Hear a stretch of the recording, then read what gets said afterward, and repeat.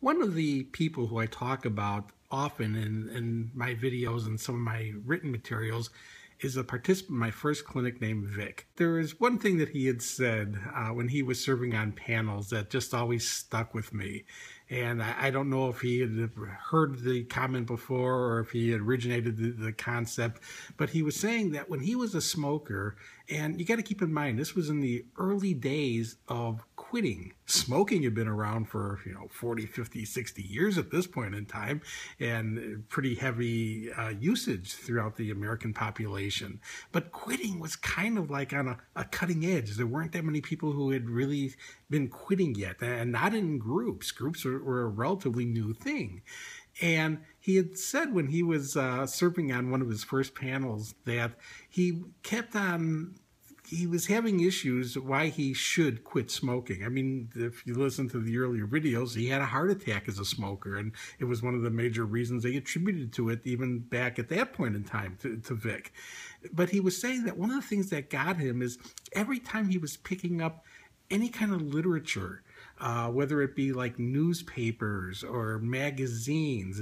He had specifically talked about Reader's Digest, and Reader's Digest used to do a lot of the early anti-smoking ads before a lot of other places did, or articles. They had these short stories about the dangers of smoking.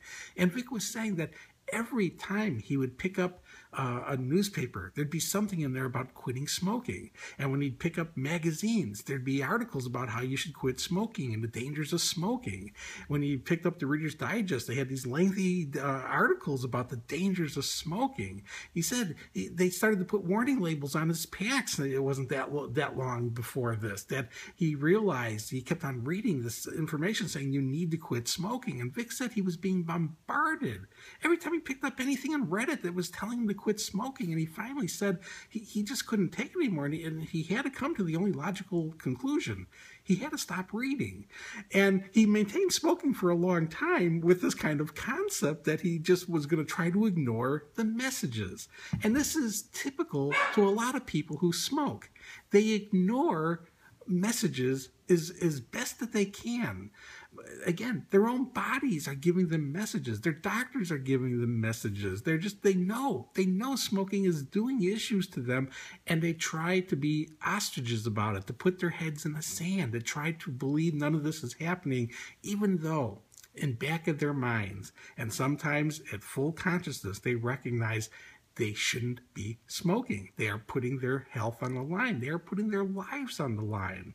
While actively smoking, you do get good at trying to deny as much as you can. But when you quit smoking, hopefully that denial will snap. And hopefully now, when there are articles, when there are news stories, when there are just things in the media that are related to smoking, you'll actually read these things now. You'll seek them out. They'll help to reinforce or resolve. Again, while you're actively smoking, you don't want that resolve reinforced. That's often part of the defense mechanism allowing you to sustain your addiction.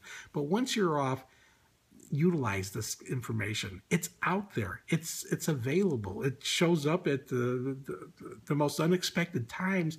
But take the few seconds as you see these articles, as you hear these reports, and go through them. Reinforce your reasons. The more you know about smoking, the more you recognize what it was doing to you and the benefits you have by not having to do this anymore, the more committed you will stay in your resolve to never take another puff.